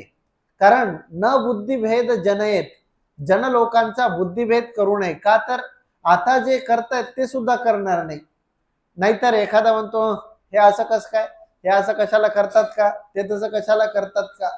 ठीक आहे, जे करतायत त्यामध्ये व्यवस्थितपणा कसा आणता येईल याच्याकडे पाहावं. परंतु ते न करता नाही नाही हे सोडूनच द्या असं न करता जन लोकांचा बुद्धिभेद करू नये. याकरता म्हणून श्रीकृष्ण चक्रवर्तींनी ज्यांची अद्वैतवादी असेल, द्वैतवादी असेल, ज्यांची जी भूमिका आहे, ज्यांची जी धारणा आहे, त्या धारणेला त्या ठिकाणी स्थिर करत याही पलीकडे जाऊन एक द्वैत मार्ग प्रतिष्ठापना केल्याचा संदर्भ सुद्धा श्री चक्रपाणी चरित्रामध्ये या ठिकाणी पाहायला मिळतो. एके दिवशी असं झालं, त्या पाणपेखणे मंदिरात निरूपणा करता श्री चक्रपाणी रावळ उपस्थित होते आणि ब्रह्मविद्येचं उपनिषद, त्यातल्या त्यात उपनिषद जे आहेत त्या उपनिषदांमध्ये परमेश्वराची जाणीव आहे असा संदर्भ बोलला जातो. आपली जी गीता आहे त्या गीतेच्या शेवटी आपण काय म्हणत असतो, जे कॉमन असतं सगळ्या अध्यायाच्या शेवटी, इति श्री मद्भगवत गीता, पुढे आहे की नाही, उपनिषत्सु ब्रह्मविद्यायाम, पुढे योगशास्त्रे श्रीकृष्णार्जुन संवादे, मग पुढे पुरुषोत्तम योग आहे, अक्षर ब्रह्म योग आहे, अर्जुन विषाद योग आहे. उपनिषत्सु, त्याच्यामध्ये उपनिषद जे आहेत त्यातल्या त्यात प्रमुख जे काही उपनिषद आहेत त्यामध्ये परमेश्वर अवताराची विशिष्ट प्रकारची जाणीव आहे किंवा त्यामध्ये परमेश्वर अवताराचं निरूपण त्या उपनिषदात आलंय आणि ते निरूपण एके वेळ चालू होतं त्या उपनिषदातलं आणि जवळच त्या अवसराच्या प्रसंगी निरूपण अवसरी एक अद्वैत प्रतिष्ठा करणारा पंडित त्या ठिकाणी आलेला होता आणि त्याने श्री चक्रपाणी रावळांना त्या ठिकाणी काय केलं, काया प्रणित करुणी बैसला, तो आला, त्याने श्री चक्रपाणी रावळांना दंडवत केला आणि त्याने विचारलं चक्रपाणी रावळांना, तो म्हणतो अवघे ब्रह्मची विस्तारिले असे. तो सांगता झाला की हे जे सगळं जगामध्ये जे सगळं काही दिसते आहे, सर्वम खलविदम ब्रह्म एकमेवाय द्वितीयो नास्ति, या जगात जे काही आहे ते सगळं काही ब्रह्मच आहे. मी ब्रह्म आहे, तू ब्रह्म आहे, जे काही सगळं दिसते आहे सगळं ब्रह्म, न दिसणार तेही ब्रह्म आहे, दिसणार तेही ब्रह्म आहे, सगळं काही ब्रह्म. त्या हिरण्यकश्यपूच्या त्या घटना संदर्भात पाहायला मिळतं की नाही. तो म्हणतो तुझा विष्णू कुठे आहे, तो म्हटले माझा विष्णू सगळीकडेच आहे. म्हटले कुठे आहे, म्हटले सगळीकडे. म्हटले या खांबात, म्हटले खांबातही आहे. आणि तिथे तो विग्रह झाला. हे अद्वैत सिद्धांत, दोन मार्ग पहिल्यापासून चालत आलेले आहेत, एक द्वैत मार्ग आणि एक अद्वैत मार्ग. द्वैत म्हणजे दोन, दोन म्हणजे जीव आणि ईश्वर या दोन वस्तू भिन्न भिन्न आहेत, याला द्वैत मार्ग असं म्हणायचं. तर अद्वैत, अ म्हणजे नाही, द्वैत म्हणजे दोन, दोन नाही म्हणजे काय, एकच आहे, सगळं काही एकच आहे, सगळं काही ब्रह्मच आहे, या ब्रह्माशिवाय दुसरं जगामध्ये काहीच नाही, अशी त्याची धारणा होती. आणि तो श्री चक्रपाणी महाराजांना सांगतो हे जे सगळं दिसतंय हे सगळं म्हटले ब्रह्मच विस्तारलेलं आहे. चक्रपाणी राऊळ त्याला त्या ठिकाणी बाधा आणतात आणि प्रश्न करतात, म्हटले जर ब्रह्म विस्तारले तर कशा करता विस्तारले, काहीतरी त्याच्या पाठीमागचं प्रयोजन पाहिजे ना, कार्याच्या पाठीमागे काहीतरी कारण पाहिजे, विस्तारण्या पाठीमागचं कारण काय, आणि कारणा वाचोनी कार्याचा विस्तार नसे की, ब्रह्माला काय कारण होतं इथं विस्तारायचं, याचं उत्तर त्याला काही देता आलं नाही. त्याला उत्तर देता नाही आलं, तो निरुत्तर झाला आणि दंडवत करुणी वाटा गेला, त्याने दंडवत केला. त्याच्या लक्षात आलं की आपला अद्वैत सिद्धांत हा काय उपयोगी पडणारा नाही. मग आता आपला कोणता मार्ग आहे, आपण द्वैतवादी आहोत की अद्वैतवादी आहोत, अद्वैत आहोत, द्वैत आहोत. आता दोन्हीकडे दादांनी प्रश्नच विचारला, द्वैत म्हटलं तर द्वैत आहे का, अद्वैत म्हटलं तर अद्वैत आहे का म्हणून राहिले. आता नेमकं काय, दोन पेक्षा तर आहेत, तिसरी वस्तू आहे नाही. आपण आहोत द्वैतवादी, त्या याच्यामध्ये येतं ना तो भजन आहे पा, मला श्री चक्रधर दिसले, द्वैतवाद स्थापिले. वास्तविक आपला द्वैतवाद आणि त्याही पलीकडे जाऊन चौपदार्थवाद आहे आपल्याकडे. द्वैत म्हणजे दोन, जीव आणि ईश्वर हे दोन्ही वेगवेगळे आहेत. जीव देव हे दोन्ही वेगळे, एक मानिती जन्म आंधळे, देव तो कही जीव होयना, हे दयाळुआ श्री कृपा घना. त्या श्रीकृष्ण नाम महिमा स्तोत्रात ही ओवी आहे पहा, जीव आणि देव हे दोन्ही काय वेगवेगळे आहेत. पण हे ज्याला लक्षात येत नाही त्यांना काय म्हणायचं, जन्म आंधळे, की त्यांना ही वस्तुस्थिती समजलेली नाही, ते जन्म आंधळ असल्यासारखे आहेत. आणि म्हणून ह्या दोन्ही गोष्टी स्वतंत्र आहेत. आणि जर ब्रह्मच विस्तारलं म्हणायचं तर त्याच्या पाठीमागे काही कारण दिसत नाही, परंतु जीव इथे आलाय त्याच्या पाठीमागे कारण आहे. परमेश्वराला जीवाचा उद्धार करावयाचा आहे. त्या परमेश्वराच्या प्राप्तीसाठी म्हणून हा सर्व खटाटोप या ठिकाणी मांडला गेलाय, हे त्याच्या पाठीमागचं कारण आहे. आणि म्हणून ही सर्व सृष्टी व्यवस्था या ठिकाणी निर्माण झालेली आहे, लागलेली आहे. अशा प्रकारचं निरूपण त्या ठिकाणी केलं. म्हणजे अर्थातच श्री चक्रपाणी राऊळांनी द्वैताची प्रतिष्ठा केली. आणि या ठिकाणी आपल्याला पाहायला मिळेल की या कलियुगामध्ये जर पहिल्यांदा द्वैताची प्रतिष्ठा कोणी केली तर ती श्री चक्रपाणी महाराजांनी केली असं ठामपणे म्हणायला हरकत नाही. म्हणजे स्वामींच्या आधी श्री प्रभू बाबा आणि त्याच्याही आधी श्री चक्रपाणी राऊळांनी द्वैताचं प्रतिपादन केलेलं आहे. वास्तविक पाहता या ठिकाणी कलियुगामध्ये जे अवतार परंपरा आहे त्या अवतार परंपरेत श्री चक्रपाणी राऊळ हे पहिले अवतार कलियुगातले, बरं का, कलियुगातले पहिले अवतार म्हणजे विहितापैकी, तसे अनंत अवतार आहेतच, परंतु विहितापैकी जर पहिल्यांदा द्वैत कोणी प्रतिष्ठित केलं असेल तर ते श्री चक्रपाणी राऊळांनी केलेला आहे. आणि म्हणून हा जो द्वैताचा मार्ग आहे तो श्री चक्रपाणी राऊळांनी या ठिकाणी दाखवल्याचा संदर्भ आपल्याला पाहायला मिळतो. अशा प्रकारच्या अनेक लीळा आहेत. श्री चक्रपाणी राऊळ त्या द्वारकेमध्ये क्रीडत असताना त्या जनलोकांच्या क्रियेमध्ये सहभागी व्हायचे. त्या पाण पेखण्याच्या जवळच एक स्थान आहे, खाली उतरल्यानंतर तिथे नगरामध्ये जर कोणी सरलं श्री चक्रपाणी राऊळ त्या प्रेतासोबत जायचे. तिथे कपाळ मोचन होईपर्यंत तिथे थांबत, मग तिथे सचेल स्नान करायचे.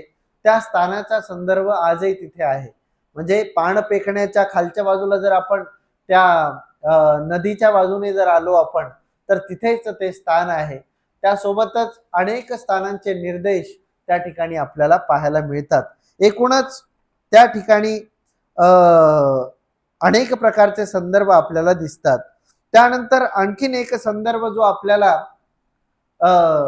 फलटणच्या जवळच असलेलं एक विभाग, त्याला मलठण असं म्हणतात.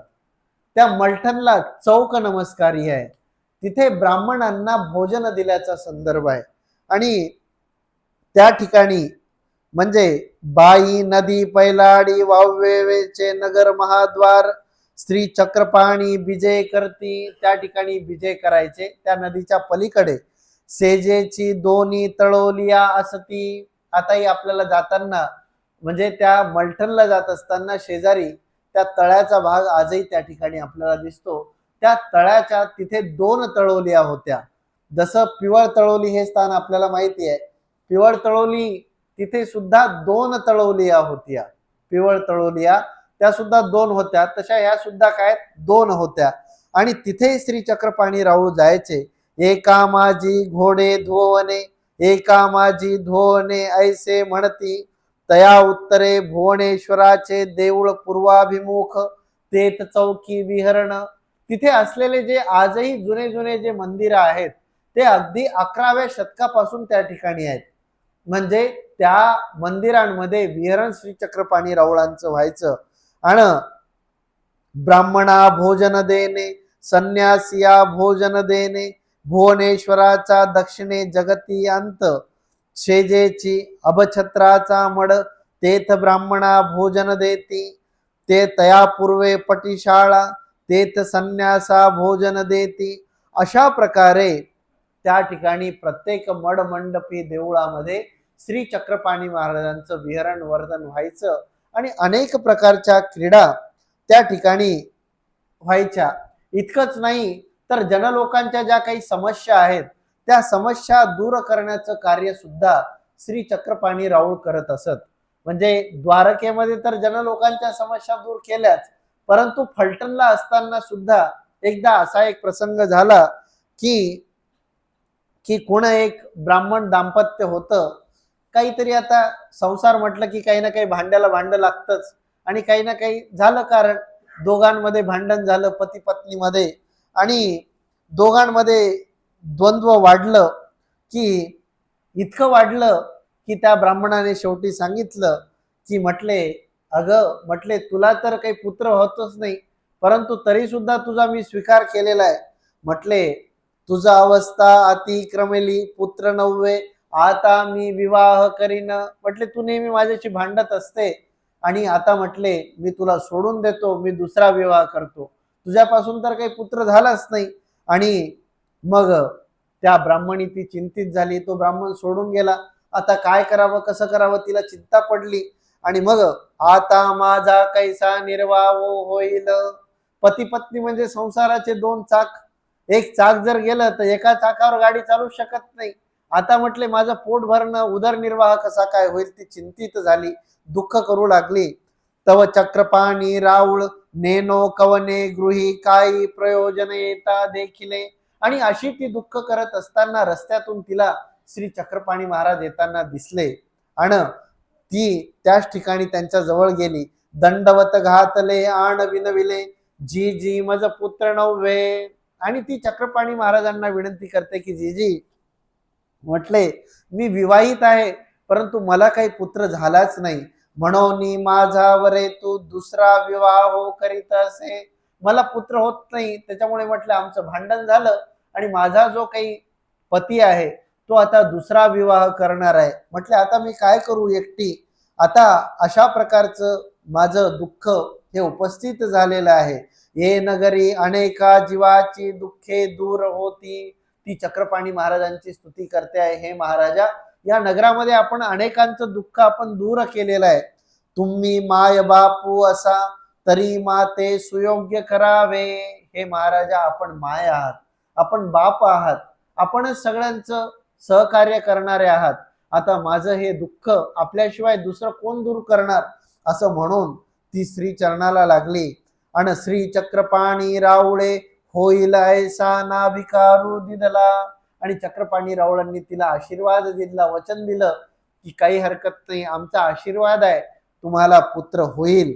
या उपरी वर्षा एका भीतरी पुत्र मुख देखिले. आणि त्याच दिवशी तिला गर्भसंभूती झाली, आणि एका वर्षामध्ये काय झाला, पुत्र झाला. आनंदे बारसे केले आणि राऊळ आलया, जी आपुलावर प्रसाद म्हणून श्री चरणावरी घातले. जेव्हा पुत्र झाला तेव्हा तिनं मोठ्या प्रकारे त्याचा बारसं साजरं केलं. आणि राऊळ श्री चक्रपाणी राऊळ जेव्हा आले तेव्हा तो पुत्र त्यांनी श्री चक्रपाणी राऊळांच्या चरणावर ठेवला, आणि ती विनंती करते की जीजी आपल्या आशीर्वादाने हे पुत्ररत्न मला लाभलेलं आहे. त्यावर श्री चक्रपाणी राऊळांनी त्याच्यावर अनेक प्रसाद म्हणून त्या पुत्राला शतायू हो ऐसा वर प्रसाद दिधला. त्या पुत्राला शतायू हो अशा प्रकारचा वर प्रसाद दिधला. म्हणजे जसं आपल्याला रिद्धिपूर चरित्रामध्ये श्री प्रभू बाबांनी त्या मृतपुत्राला जिवंत केलं, काय नाव होतं त्याचं सांगता येईल का?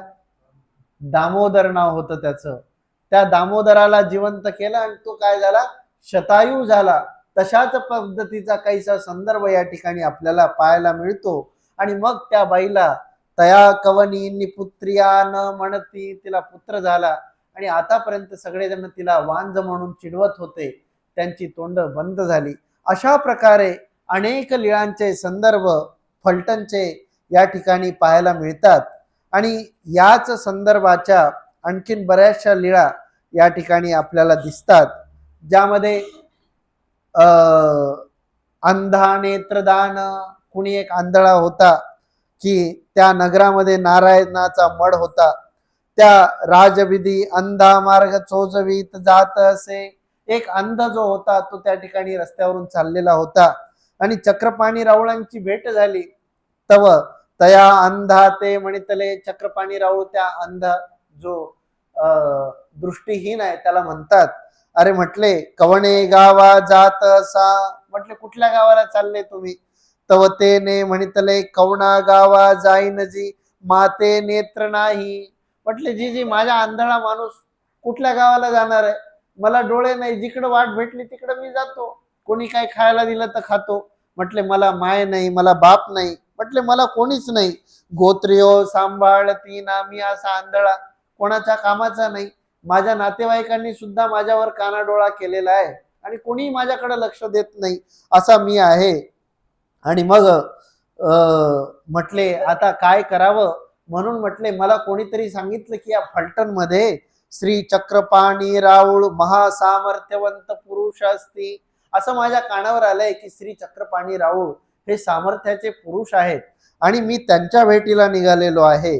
ते मज पामरासी जरी भेटती तरी निके होईल. जर त्यांची जर चक्रपाणी राऊळांची मला भेट झाली तर माझं बरं होईल आणि म्हणून मी त्यांच्या भेटीला निघालेलो आहे. कोणाला सांगतोय तो? हे चक्रपाणी राऊळांना सांगतोय. आणि मग तव राऊळ म्हणितले आम्ही असो तरी काही म्हणता. लगेच चक्रपाणी महाराजांनी सांगितलं, म्हटले ते जे कोणी तुम्ही भेटायला चाललेले आहेत, म्हटले ते आम्हीच आहोत. काय म्हणता, तुमची काय समस्या आहे ती सांगा. आणि मग त्याने हात जोडले आणि तो विनंती करतो, जी जी मज नेत्र नाही जी. म्हटले जी जी मला डोळे नाही आहेत. आणि मग तया आपुल्या आवारा घेऊन आले. चक्रपाणी राऊळ त्या अंधाला आपल्या आवारात घेऊन आले आणि त्याला सांगतायत, तुम्ही आपुले पूर्वकर्म सोडाल तर तुम्हा नेत्र देई जेल. म्हणजे त्याला पहिले नेत्र होते, परंतु काहीतरी भूतक्षोभ, देवताक्षोभ, पात्रक्षोभ, कुठल्या तरी कुकर्माने, पूर्वकर्म असं काहीतरी त्याने केलेलं होतं. काही सप्तव्यसनादी धांडाळे असतील, अशा प्रकारचे काही कर्म होते. श्री चक्रपाणी राऊळ त्याला आज्ञा करतायत, तुम्ही तुमचे जे पहिले कर्म केलेले होते ते जर सोडाल तर आम्ही तुम्हाला नेत्र देऊ. आणि असं म्हटल्यानंतर ते मानिले. त्याने म्हटले की जी जी हरकत नाही, मी पूर्वकर्म जे होते, जे दृष्ट कर्म मी केलेले आहेत ते कर्म मी सोडून देईल, मी कुठल्या पद्धतीचे सप्तव्यसन करणार नाही, असं म्हटलं. आणि मग तरी देखा म्हणून म्हणितले आणि तैसेची नेत्रद्वारे विद्या संचरिली. आणि श्री चक्रपाणी राऊळांनी आपल्या श्रीनेत्रद्वारे त्याला विद्येचा संचार केला. आणि काय आश्चर्य, अंध असलेल्या त्याला त्या ठिकाणी दिसू लागलं आणि तो श्रीचरणाला लागला. स्तुती करीत तू गेला गावा नवलवर्तले. स्तुती करीत तो त्या ठिकाणाहून निघून गेला. गावामध्ये सर्व लोकांना आश्चर्य झालं की श्री चक्रपाणी राऊळांनी अंधाला नेत्रदान केलेलं आहे, दृष्टी दिलेली आहे. अशा पद्धतीचं सामर्थ्याचं कार्य त्या ठिकाणी झालेलं आहे. अशाच प्रकारची आणखीन एक लीळा पाहायला मिळते. त्याच ब्राह्मण, त्या नगरामध्ये कुणी एक ब्राह्मण होता, आपल्या योगक्षेम करून राहायचं अशा पद्धतीचा तो सद्विचारी असलेला ब्राह्मण होता. आणि त्याला पुत्र नव्हता. बहुत दिवस झाले आणि मग त्याला एक पुत्र झाला. आणि त्याने त्या पुत्राचं भविष्य पाहिलं आणि भविष्य पाहिल्यानंतर लक्षात आलं की हा जो पुत्र आहे हा पुत्र मुका आहे, याला बोलताच येणार नाही. पुत्र तर झाला, बऱ्याच कालखंडानंतर झाला, पण तो सुद्धा कसा झाला? मुका झाला. आणि मग तो ब्राह्मण चिंतावला. त्या ब्राह्मणाला चिंता वाटू लागली. आतापर्यंत पुत्र नव्हता आणि पुत्र झाला तोही मुका. आणि मग अनेका देवता नवसिलिया परी वाचानेची. तो मुका पुत्र, त्या मुक्या पुत्रासाठी त्याने अनेक देवतेंना नवस बोलले, अनेक देवतेंना नवस केले, परंतु त्या पुत्राला काही वाचा येईना. आणि मग तव एकी म्हणितले, कोणीतरी त्या ब्राह्मणाला एकदा उपाय सांगितला. म्हटले अरे, म्हटले आपुले श्री चक्रपाणी राऊळा ते सांडोनी भलते आका विनविसी. अरे म्हटले काखेत कळसा गावाला वळसा. अरे आपल्याच नगरामध्ये असलेले श्री चक्रपाणी राऊळ जे सामर्थ्याचे पुरुष आहेत, त्यांना विनंती करायचं सोडून तू काय करतोय? इकडे जा तिकडे जा, देवतेला नमस्कार का करतो ही धावपळ? अरे एकदा श्री चक्रपाणी राऊळांकडे घेऊन जा त्याला, कोणीतरी असं सांगितलं. आणि मग त्याने श्री चक्रपाणी महाराजांची शोधाशोध केली. म्हटले चक्रपाणी राऊळ कुठे भेटतील? म्हणजे त्या फलटण मध्ये राहून याला चक्रपाणी राऊळ माहिती नाही, म्हणजे हा आउट ऑफ रेंज असलेला माणूस दिसतोय. म्हणजे त्या गावात एक ग्राम पशु एक अरण्य पशु आहे की नाही, गावात असूनही काही गावाच्या वार्ता माहिती नाही असा हा दिसून राहिला. पेपर वाचत नाही किंवा बातम्या ऐकत नाही असा आहे. आणि मग झालं असं, त्याने विचारलं, म्हटले चक्रपाणी राऊळ कुठे मिळतील? आणि मग त्याला सांगितलं, अरे म्हटले, हे नववे पान पेखण्या श्रीकृष्ण मंदिरी शास्त्रार्थ निरूपिते. अरे म्हटले, कुठं लांब, इथं पान पेखणे मंदिरात, त्या श्रीकृष्ण मंदिरात म्हटले शास्त्र धर्म वार्ता जे करत असतात, म्हटले त्यांच्यापाशी घेऊन जा आणि विनंती कर. आणि मग तो त्या ठिकाणी आला आणि येऊन त्याने काय केलं, विनंती केली की जी जी माझ्या पुत्रा वाचा नाही तरी काही करू जी. म्हटले माझ्या पुत्राला वाचा नाही, मी काय करावं. यावर चक्रपाणी राऊळांना कणव उत्पन्न झाली आणि कृपादृष्टीने अवलोकन केलं. आणि श्री चक्रपाणी राऊळ त्याला म्हणतायत, का हो बटिक हो, म्हटले आम्ही जे निरोपू ते तुम्ही परिसाल. म्हटले आम्ही जे शास्त्र सांगू ते तुम्हाला समजेल का. आणि न बोलणारा तो मुका बोलू लागला, म्हटले हो मी ऐकेल आणि सांगेल. असं का म्हटले. आणि मग कैसे परिसले बोला पा, आमचं निरूपण तुम्ही कसं ऐकलं जरा सांगा बरं. आणि तो बोलू लागला, जे निरूपण ऐकलं ते सांगू लागला. तेने तो ब्राह्मण आनंद भरित होऊनी निरोपण अवसर झाल्या दंडवत करुणी निघाला. आणि अशा प्रकारे त्या ब्राह्मणाला अत्यानंद झाला की आतापर्यंत आपल्या पुत्राला वाचा मिळाली नाही, परंतु आज पहिल्याच भेटीत श्री चक्रपाणी राऊळांनी आपल्या पुत्राला वाचा दिली. आणि तो गावामध्ये सांगत फिरू लागला, माझ्या कुमारा रावळे माणूस केले. म्हणजे माणूस होताच, पण माणसामध्ये उठी बशी करू शकत नव्हता, बोलू चालू शकत नव्हता. आता माझ्या पुत्राला वाचा मिळालेली आहे, आता तो चार चौघात मोठ्या अभिमानाने बोलेल, मोठ्या अभिमानाने सांगेल, बोलेल, त्यांच्या सगळ्यांशी संवाद करील. अशा पद्धतीनं तो लोकांमध्ये सांगू लागला. अशा एक नाही अनेक घटनेचा प्रसंग या श्री चक्रपाणी चरित्रामध्ये आपल्याला पाहायला मिळतो, की जिथे मुक्याला वाचा देणे, अंधाला नेत्रदान करणे, त्याच पद्धतीनं कुष्ठ निवारण्याच्या संबंधाने सुद्धा एक लीळा आलेली आहे, की कुणी एक ब्राह्मण होता आणि त्याला कुष्ठ लागलेलं होतं. आणि त्याने कुष्ठ लागलेल्या अवस्थेत तो त्या पान फेकण्याच्या तिथे आला. म्हणजे अर्थात या ज्या काही बहुवंशी लीळा घडलेल्या आहेत, या पान पेखण्याच्या तिथे असलेला ओटा, आजही तो ओठा दोनही स्तंभ त्याचे नमस्कारी आहे. आणि मध्ये तो ओटा आजही त्या ठिकाणी जशाला तसा ओटा आहे. त्या ओट्यावर घडलेल्या या सगळ्या लीळा आहेत, की तिथे दुःख निवृत्ती आहे, सुखप्राप्ती आहे, कुष्ठ निवारणे, ग्रहोधाडणे यासारख्या लीळा त्या ठिकाणी घडल्या. की तिथे तो कुष्टिया आला आणि त्याने विनंती केली की जीजी म्हटले माझी काय गत होईल आता, मला तर असं कुष्ठ लागलेलं आहे. आणि मग विधी विहिला, जे पान पेखण्याचे उदक घेऊन उदरी घ्यावे आणि सर्वांगी माखावे ते तुमचे कुष्ठ जाईल. म्हणजे त्या पाणी जे आहे त्या पान पेखण्याचं चक्रपाणी रावळांनी सांगितलं की त्या पाण्याने तुम्ही स्नान करा आणि ते उदक भीतरी घ्या, तुमचं कुष्ठ जाईल. आणि त्याने तसंच केलं. पोटी घेतले सर्वांगी माखिले आणि रोग दुरावला. त्याला जो रोग झालेला होता तो रोग दूर झाला, चांगलं रूप त्याचं तयार झालं. आणि तवतेने साष्टांग दंडवत घातले निघूनी गेला नगरा कौतुक झाले. अशा प्रकारच्या एक नाही अनेक घटनेचा संदर्भ या ठिकाणी पाहायला मिळतो, की जिथे श्री चक्रपाणी राऊळांनी त्याला जे जे संकष्ट आलेलं आहे ते संकष्ट त्या ठिकाणी परिहार केलेला आहे. अशाच प्रकारचं एक ग्रह निवृत्तीच्या संबंधाची सुद्धा एक लीळा आली. जसं आपल्याला माहिती आहे, कोणाची ग्रह निवृत्ती केलेली आहे आमच्या स्वामींनी, पंचकवळाचार्याची ग्रह निवृत्ती. आणखीन पाणी घेऊन आणखीन कोणती सांगता येईल ग्रह निवृत्ती. ग्रह सारंग पाणीची. अजून नाथोबा पिते ग्रह निवृत्ती आहे की नाही. दंड.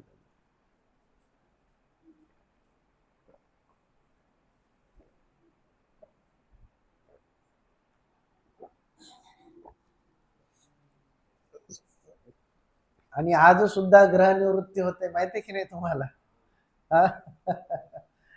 आज सुद्धा स्थानाच्या तिथे वगैरे गेलं की ते तिथं तुम्हाला भूत दिसतात, आहे की नाही. त्यांची ग्रह निवृत्ती स्थानाजवळ होताना आपल्याला दिसते. तसंच झालं, कुणा एकाला असा ग्रह लागलेला होता आणि एक ऋग्वेदी ब्राह्मण त्याने श्री चक्रपाणी राऊळांना विनंती केली की जी म्हटले आमच्या गृहा चालावे, म्हटले आमच्या घरी चला. आणि चक्रपाणी राऊळांनी त्याची विनंती मान्य केली. त्याच्या घरी चक्रपाणी राऊळ गेले. त्याने बसण्याकरता चक्रपाणी राऊळांना पाट घातला आणि विनंती केली, जी बटुका ते ब्रह्मग्रहे व्यापिलासे. तो भी साधारण ग्रह नाही, म्हटले ब्रह्मग्रह आहे. तो ब्रह्मग्रह म्हटले माझ्या पुत्राला लागलेला आहे. तव ऐसे आसे काही करावे जी. आता याला काय उपाय करावा, कोणत्या स्थानाला न्यावं, काय करावं याला. तव चक्रपाणी राऊळी विधी विला आणमणितले. चक्रपाणी राऊळ त्याला विधी सांगतायत की पान पेखणे श्रीकृष्ण मंदिरी ब्रह्मविद्या उपनिषदाम्मी वाखाणी तो असो.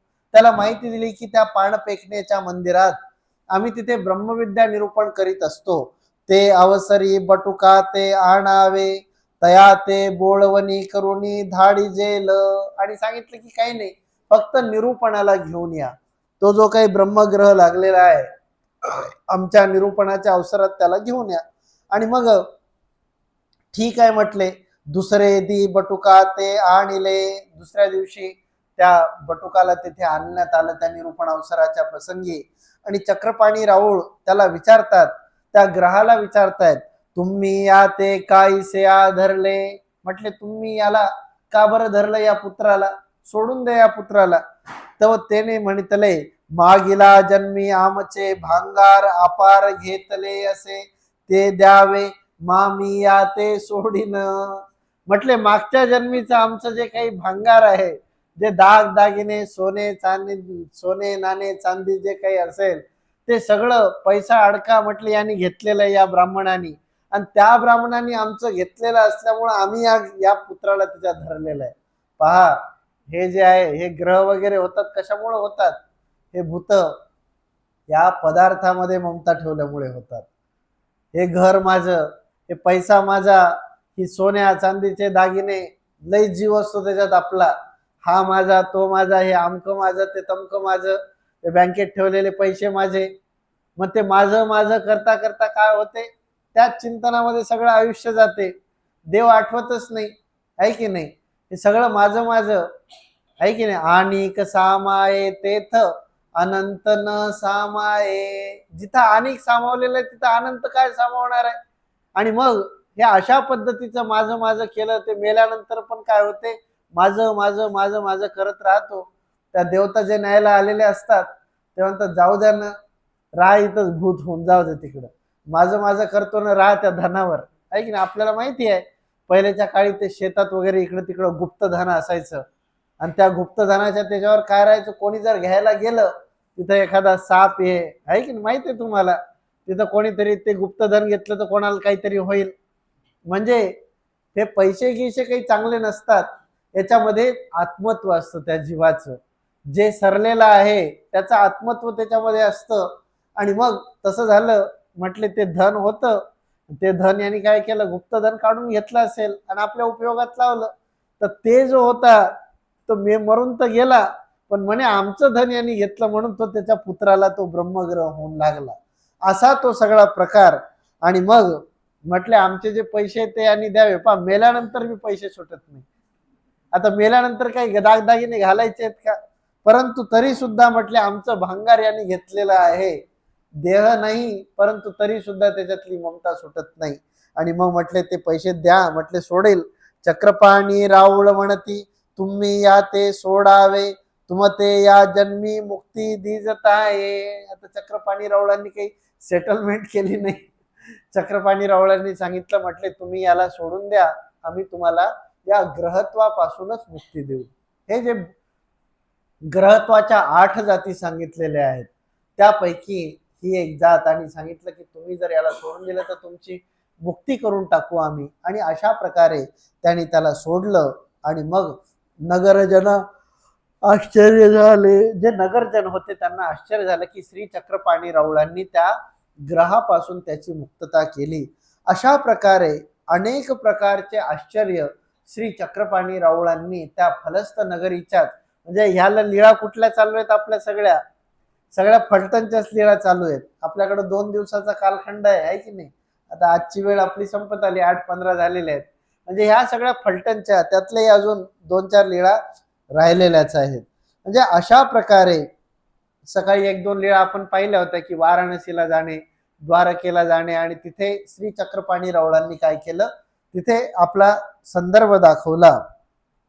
यासोबतच या संदर्भामध्ये श्री चक्रपाणी रावळांची जी दिनचर्या आहे ती दिनचर्या सुद्धा एका पाठामध्ये आलेली आहे. आता याच्यात तर काही ते दिसेना. म्हणजे श्री चक्रपाणी रावळांची जी दिनचर्या होती ती दिनचर्या नेमकी कशा प्रकारे होती ती या ठिकाणी सांगतात की वेश स्वीकारे नियत वर्तन. म्हणजे श्री चक्रपाणी रावळांनी काय केलं, वेश स्वीकार करून नियत, नियत म्हणजे निश्चित अशा पद्धतीचं वर्तन कसं होतं ते सांगतात या ठिकाणी की श्री चक्रपाणी राऊळ आपुल्या आवारी स्वगृही निद्रा अवसरू झाल्या पश्चात प्रहारी उपहूड होय. श्री चक्रपाणी राहुळांना पश्चात प्रहारी, पश्चात प्रहार म्हणजे नंतरचा, रात्रीच्या उत्तर प्रहर नंतरचा प्रहर, त्यावेळेस श्री चक्रपाणी राहुळ भल्या पहाटे उठायचे. सकळ जीवा चिंतिता अरुणोदय होय. आणि मग उठल्यानंतर सगळ्या जीवांचं चिंतन करायचे. परमेश्वर अवतार जसं आमचे स्वामी, जसं महादाईसाने विचारलं की बाबा जी जी आम्ही गोसावी ते चिंतू, गोसावी काय चिंतते. स्वामी सांगतात बाई हे सकळ जीवाते चिंती. आम्ही सगळ्या जीवांचं चिंतन करतो. हे चिंतन कधीपासून सुरू आहे, हरिपाळाचं पूर उठवण्याच्या आधी जोपासून अवतार धारण केला तेव्हापासून हे जीवांचं चिंतन चालू आहे. म्हणजे हा एक संदर्भ आपल्याला गाठीशी ठेवायला हरकत नाही. आणि मग श्री चक्रपाणी राऊळ सगळ्या जीवांचं चिंतन करायचे. तव अरुणोदय होय, सकाळ व्हायची, सूर्याचा उदय व्हायचा. तव परिश्रया विजय करीती, त्यावेळेस श्री चक्रपाणी राऊळ परिश्रय म्हणजे दीर्घ शंके करता गमन करीत असत. परिश्रय सारुणी आलयावरी उष्णोदका विनियोग होय, उष्णोदकाला विनियोग व्हायचा. श्री चरण प्रक्षाळन होय, गुळला होय, श्रीमुख प्रक्षाळन होय, सपूर पालवे परिमार्जन होय, घरात पद्मासन होय. अशा प्रकारे सकाळची श्रीकृष्ण आपलं श्री चक्रपाणी राऊळ त्या ठिकाणी त्यांची दैनंदिनी सकाळचा प्रातर्विधी उरकून श्री चक्रपाणी राऊळ सज्ज व्हायचे. मग माता जनकाईसे रूप वाटिये पयोपान करविती. म्हणजे सकाळी उठल्यानंतर काहीतरी घ्यायची पद्धत ते त्या काळापासून आहे. चरित्रात आपल्याला काही दिसत नाही, परंतु श्री चक्रपाणी चरित्रामध्ये जनकाईसा काय करायच्या, रूपवाटिये पयोपान करविती. रूपवाटी म्हणजे कशाची वाटी, चांदीची वाटी. रूप म्हणजे चांदी, त्या चांदीच्या वाटीमध्ये पयोपान म्हणजे दुधाची आरोगणा, म्हणजे ते त्या ठिकाणी श्री चक्रपाणी रावणांना दिल्या जायचं. मग आपुल्या प्रवृत्ती ग्रामांतू विहरणे होय. मग श्री चक्रपाणी रावळांना जिकडे गमन करायची प्रवृत्ती आहे, कदाचित माणिकेश्वराकडे, कदाचित त्या ग्रामांत तिकडे जायचं असेल तिकडे जायचे. मग एक घडी वेदशाळा चालवी ती, पानपेखणे मंदिराच्या तिथे जाऊन एक घडी म्हणजे 24 मिनिटाची एक घटिका, अशा पद्धतीने 24 मिनिट पर्यंत वेदशाळा तिथे नेहमी अध्यापन श्री चक्रपाणी राऊळ करवायचे. मग स्नाना लागी उत्तरेचे पाणवारे बाणगंगे माझी सपाट खडकाळी स्नान. श्री चक्रपाणी राऊळ वेदांचं अध्ययन करून अध्यापन करून त्या ठिकाणी स्नाना करता बाणगंगेच्या तीरावर, जिथे सपाट खडकाळ भाग आहे, अर्थात म्हणजे आपला तोच परिसर तिकडचा, तिथे जिकडून आपण तो रस्ता जन्मस्थानाच्या पासून तिकडे एक रस्ता गेलेला आहे, तिकडेच काय खडकाळ भाग आहे. त्याच परिसरामध्ये श्री चक्रपाणी राऊळ सकाळी काय करायचे, स्नान करायचे. प्राणायाम करीती. पहा, स्नान झाल्यानंतर प्राणायाम सुद्धा श्री चक्रपाणी राऊळ, अनुलोम विलोम आहे की नाही, व्यायाम त्या ठिकाणी चालायचा चक्रपाणी राऊळांचा. अशा प्रकारे योगाभ्यास सुद्धा करायचे. का गंगे पूर्वे सपाट खडक तेत करती. त्या गंगेच्या पूर्वे सपाट खडक तिथे येऊन प्राणायाम करायचे. मग पान पेखना पाषाण मढी गाभा रामाजी राम श्री कृष्ण मूर्ती श्री पुष्पार्चन होय. जिथे तो ओटा आहे दोन्ही खांबाच्या मध्ये, दोन्ही स्तंभाच्या मध्ये, त्याच्याच आतमध्ये रामकृष्ण जी प्रतिमा स्थापित होती त्या मडामध्ये, छोटा एक खणाचा तो मड आहे, तिथे काय व्हायचं, पुष्पार्चन होय. त्या गाभाऱ्यात जाऊन पुष्पार्चन करायचे. आणि मग गाभाऱ्यांतून निघता उजवे बाजू दोन्ही खांबामध्ये 10 प्रकारे आसन करुणी बैसती. म्हणजे श्री चक्रपाणी राऊळांना योग मार्गाची चांगल्या पद्धतीची जाणीव होती आणि त्या दोन्ही खांबातला तो जो ओटा आहे त्या ओट्यावर 10 प्रकारचं आसन करून श्री चक्रपाणी राऊळ त्या ठिकाणी आसनस्थ व्हायचे. म्हणजे 10 प्रकारचे आसन करून बसायचे. इच्छिल्या जनाचे मनोर्थ पूर्वीती. आणि मग तिथे जो ज्या इच्छेनं आलेला आहे, कोणी दुःख निवृत्तीच्या इच्छेने, कोणी शास्त्रार्थाच्या इच्छेने, कोणी निरूपण ऐकण्याच्या इच्छेने, जो ज्या करता आलेला आहे त्याचे मनोर्थ त्या ठिकाणी पूर्ण करीत असत. याचका पुढवाटवा रिचविती. कोणी याचक भिक्षा मागण्यासाठी आलेला आहे, कुणाला पैसे लागतायत, कुणाला काही लागते आहे, तो सुद्धा त्या ठिकाणी यायचा. आणि मग पुढवाटवा रिचविती. पुढवाटवा म्हणजे आता चंची, मग ती पानाची म्हणा, द्रव्याची म्हणा, ज्याला जे लागते ते त्या ठिकाणी श्री चक्रपाणी राऊळ याचकाला दान करायचे. बाहेर निघता पान पेखण अवलोकिती. आणि मग तिथून बाहेर पडत असताना पान पेखण्याचा तो परिसर श्री चक्रपाणी राऊळ अवलोकन करवायचे. का पर्वकाळी स्नान करीती मग आपुलेया आवारी विजय करते. आणि मग आपल्या आवाराच्या तिथे श्री चक्रपाणी राऊळ गमन करायचे. अशा पद्धतीनं संपूर्ण दिवसभर त्या पाणपेखणे मंदिरात, म्हणजे विशेष मनोधर्म होता. पाणपेखणे स्थानाच्या ठिकाणी श्री चक्रपाणी राऊळांचा विशेष मनोधर्म होता हे आपल्याला दिसतं. बालपणीचा काही कालखंड रंबाईसाच्या वाड्यामध्ये त्या ठिकाणी गेलेला आहे.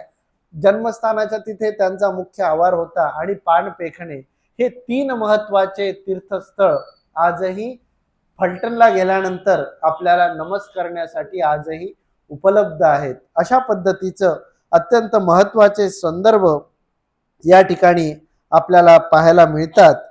आणि श्री चक्रपाणी राऊळांनी मुख्याला वाचा देणे, अंध्याला नेत्र देणे, सोबत पांगुळा पाय देण्याच्या सुद्धा लीळेचा एक संदर्भ येतो. की श्री चक्रपाणी राऊळांचं एकदा महारुद्राच्या देवळामध्ये अवस्थान असताना एक पांगुळ तिथे आला आणि त्याने विनंती केली, जी जी मज पाय नाही, मला पाय नाही.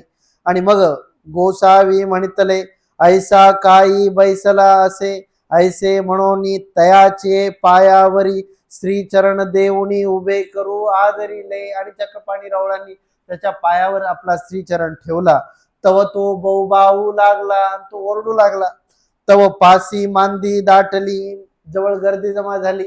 अरे म्हटले, श्री चक्रपाणी राऊळ चांगले जाणते माणसं, आणि असं काय करून राहिले, एक तर हा बिचाराला पाय नाही आणि त्याच्या पायावर पाय देऊन राहिले, तो ओरडून राहिला तरी ऐकून नाही राहिले.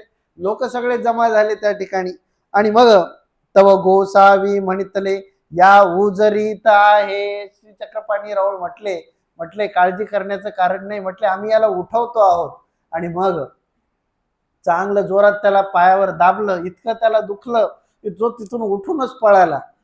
त्याला चालता येत नव्हतं, पंगू होता. तो तिथून काय झाला, तव तो धावू लागला, रस्त्याने धावू लागला आणि लोकांमध्ये आश्चर्य प्रवर्तले. अशा प्रकारच्या अनेक क्रीडा संदर्भाचा अंतर्भाव फलेठान चरित्रामध्ये आपल्याला पाहायला मिळतो.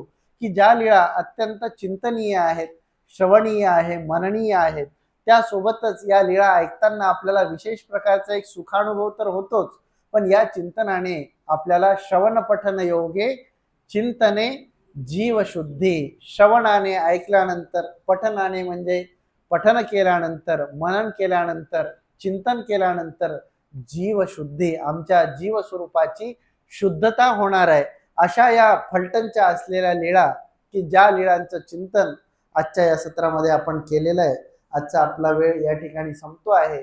श्री चक्रपाणी चरित्राच्या संदर्भाने काही जिज्ञासा असतील तर एक 5 मिनिटात या ठिकाणी करायला हरकत नाही. आपला 8:30ला आपला वेळ संपणार आहे. सर्वज्ञ श्री चक्रधर स्वामी की जय.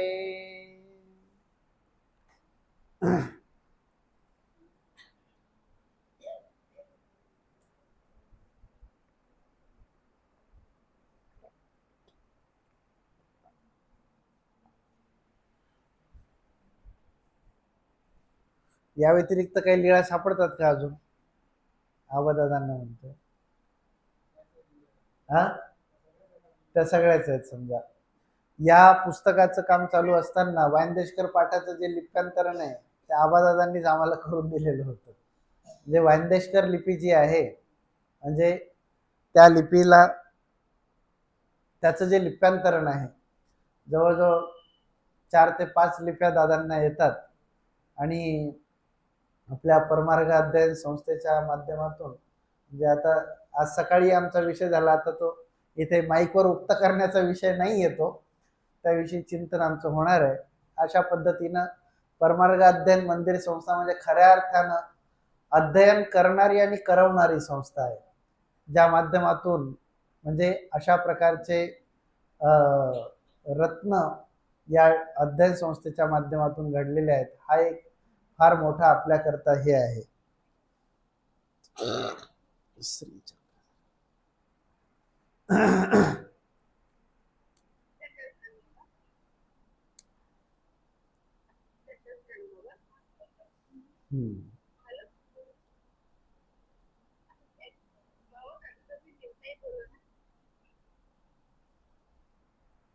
चला ठीक आहे, मग थांबूयात आपण. सर्वज्ञ श्री चक्रधर स्वामी की जय. चक्रधरा श्री चक्रधरा, जय जय स्वामी श्री चक्रधरा.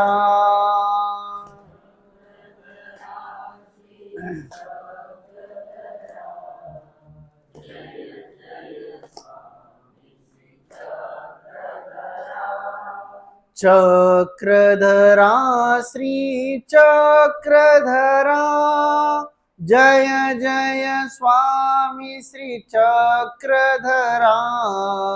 चक्रधरा श्री चक्रधरा, जय जय स्वामी श्री चक्रधरा.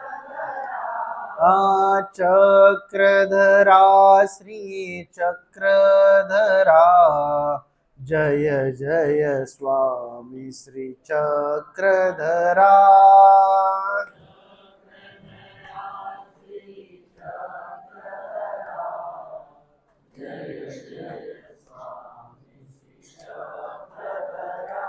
सर्वज्ञ श्री चक्रधर स्वामी की दंडवत हो.